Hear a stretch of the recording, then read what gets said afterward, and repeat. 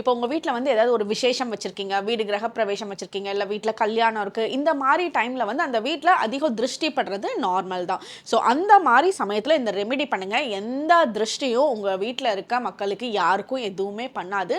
அதே மாதிரி வீட்டில் ரொம்ப பிளாக் மேஜிக் இருக்குது அப்படின்னு ஸ்ட்ராங்காக உங்களுக்கு தெரிஞ்சதுனாலும் இந்த ரெமெடி பண்ணுங்கள். 100% உங்களால் வந்து விசிபிளாக சேஞ்சஸ் பார்க்க முடியும். இதுக்கு என்ன பண்ணணும்னா, ஒரு செவ்வாய்க்கிழமை அன்னைக்கு நீங்கள் ஆஞ்சநேயர் கோயிலுக்கு போயிட்டு அங்கே ஆஞ்சநேயர் கோயில் பாதத்தில் இருக்க குங்குமம் எடுத்துகிட்டு வந்தாலும் சரி, செந்தூரம் எடுத்துகிட்டு வந்தாலும் சரி, இல்லை நீங்கள் ஒரு பாக்ஸில் கொண்டுட்டு போய் வச்சு எடுத்துகிட்டு வந்தாலும் சரி, உங்கள் வீட்டில் எடுத்துகிட்டு வந்துட்டு செவ்வாய்க்கிழமை அன்னைக்கு இது ஸ்டார்ட் பண்ணுங்கள். ஒரு சின்ன பவுலில் வந்து 5 வேப்ப இலை, 5 கிராம்பு, 5 பிரியாணி இலை, 5 ஏலக்காய் இதெல்லாம் போட்டுருங்க. அப்புறம் நீங்கள் கோயிலில் போயிட்டு எடுத்து வச்ச குங்குமத்தை வந்து ஒரு பிஞ்ச் போட்டுட்டு அதில் வந்து நீங்கள் அதை ஃபுல்லாக அதை பற்ற வச்சு உங்களோட வீட்டில் அந்த புகையை ஃபுல்லாக வந்து காட்டுங்க. இது மாதிரி கண்டினியூஸாக 14 டேஸ்க்கு பண்ண